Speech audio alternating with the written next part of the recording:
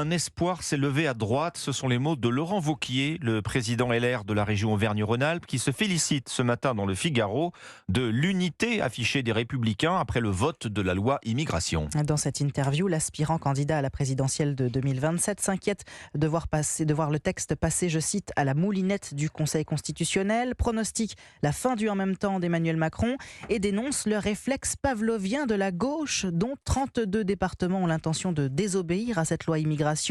Un acte de résistance selon la maire PS de Paris, Anne Hidalgo, qui fait partie de ces élus déterminés à conserver les allocations pour les étrangers.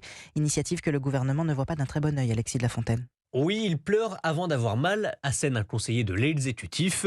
Le gouvernement rappelle que le projet de loi immigration doit encore être validé par le Conseil constitutionnel qui pourrait retoquer cette restriction des allocations.